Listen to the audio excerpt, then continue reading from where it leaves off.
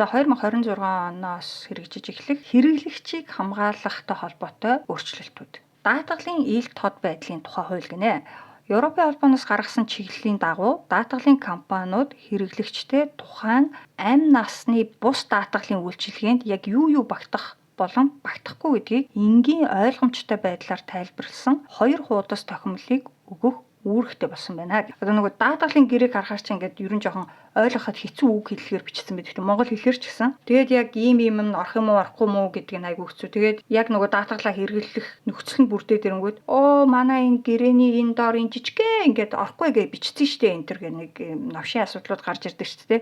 За тэрнээс сэргийлэх үүднээс нэг ёсондоо хэрэглэгчийг хамгаалах үүднээс энийг илүү нөгөө хүнд ойлгомжтой энгийн хүн ойлгохоор тийм байдлаар ингээд хураангуулаад тохимол гаргаж өгөх үүргийг даатгалын компаниуд хүлээж байгаа юм байна. Гэхдээ энэ амь насны даатгалд бол хамаарахгүй, амь насны бус даатгалуудад хамаарна. За дараагийн нэг хэрэглэгчийг хамгаалахтай холбоотой өөрчлөлт. Энэ бол Монголын банкнуудад аль хэдэн жилийн өмнөөс нэвтрээд хэрэглээд эхэлсэн юм. Чехийн банкудад болохоор яг энэ жилээс албан ёсоор бүгдэнд нийтээр нь хэрэгжиж эхэлж байгаа юм байна.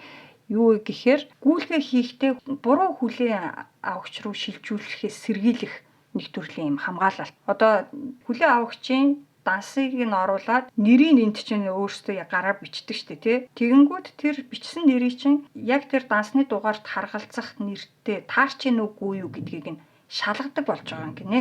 Ийм дээр үеийн өөрчлөлт одоо л энд орж байна. За дараагийн хэрэглэгчийг хамгаалах бас нэг өөрчлөлт болохоор ногоон гисэн тодгололоор тарих угаалт хийхийг хориглолоо гэж байна. За 2026 оны 9-р сараас хэрэглэгчдийг чадваржуулах удирдамжийн дагуу энэ дүрэн үйлчилж эхэлнэ гэж байна. Ингэснээрээ бүтээгдэхүүн үйлчилгээний танилцуулга рекламан дээр тухайн бүтээгдэхүүн яг албан ёсны тийм сертификат юм уу үнэмлэх аваагүй бол одоо нөгөө байгаль дээлтэй, экологт хор уршиггүй, эко-френдли, ногоон, карбон нейтрал энтер гэх нэг юм бичээл эсвэл хэлэл рекламадад байдаг шүү дээ. Тийм ерөнхий тодорхойлолтуудыг хэрэглэхийг хориглож байгаа юм байна. За тийм тодорхойлолтуудыг одоо нэршлиг рекламад хэрэглэхийн тулд эсвэл шошоо мошон дээр нь бичихийн тулд заавал тухайн бүтээгдэхүүн тийм сертификат, албан ёсны сертификат авсан байх ёстой гинэ.